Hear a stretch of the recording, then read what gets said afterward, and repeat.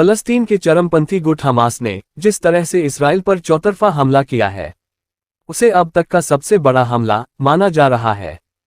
जिस तरह हमास के चरमपंथी सीमा पर लगे बाड़ को तोड़कर इसराइली इलाके में घुसे, स्थानीय लोगों को मारने के साथ उन्हें बंधक बनाया, इसराइल के लिए ये सब कुछ अप्रत्याशित है। इस पूरे संकट को समझने के लिए आपको कुछ बुनियादी बातें जाननी होंगी। आखिर इससे जुड़े लोग कौन हैं, कहां से आते हैं और ये संगठन बना कैसे? सबसे बड़ा सवाल, आखिर हमास है क्या? हमास के बारे में बात करें तो यह फलस्तीन का एक इस्लामिक चरमपंथी समूह है जो गजा पट्टी से संचालित होता है। 2007 में गजा पर नियंत्रण के बाद हमास के विद्रोहियों ने इसराइल को बर्बाद करने की कसम खाई और तब से लेकर अब तक ये चरमपंथी संगठन इजराइल के साथ कई बार युद्ध छेड़ चुका है। इस दौरान हमास ने इसराइल पर हजारों रॉकेट दागने के साथ कई दूसरे घातक हमले भी किए और इजराइल पर हमले के लिए हमास दूसरे चरमपंथी गुटों की भी सहायता लेता रहा है। इन हमलों के जवाब में इजराइल कई तरह से हमास पर सैन्य कार्रवाई करता है। 2007 के बाद से ही इसराइल ने मिस्र के साथ मिलकर गजा की नाकेबंदी कर रखी है।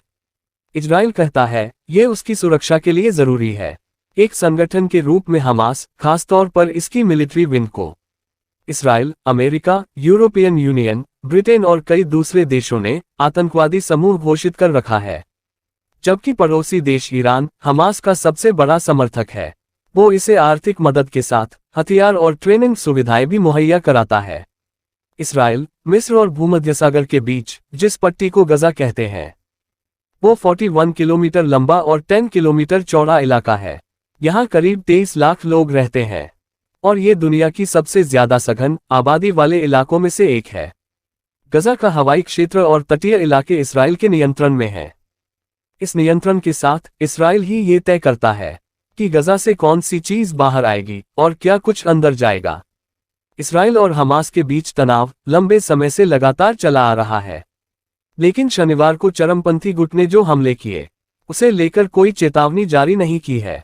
हमास ने इसराइल पर हजारों रॉकेट दागे, इसके साथ दर्जनों चरमपंथी सीमा पार कर इसराइली रिहाइशों में घुस गए, जहां इन्होंने लोगों की हत्या की और कईयों को बंधक बनाकर ले गए। इसके फौरन बाद इसराइल ने गजा पर हवाई हमले शुरू कर दिए। इसराइल ने कहा कि वो गजा में चरमपंथी ठिकानों को निशाना बना रहा है। रिपोर्ट के मुताबिक इसराइल की नई पीढ़ी ने अब तक ऐसा क्रॉस बॉर्डर अटैक नहीं देखा था और ना ही इसराइल ने इतने बड़े अटैक का सामना किया था। हमास के चरमपंथियों ने सीमा पर लगी बाड़ को कई जगह तोड़कर अंदर दाखिल हो गए। ये हमला 1973 के इसराइल पर 50 साल पहले के उस हमले की वर्षगांठ के ठीक एक दिन बाद किया, जिसे मिस्र और सीरिया ने संयुक्त रूप से अंजाम दिया था।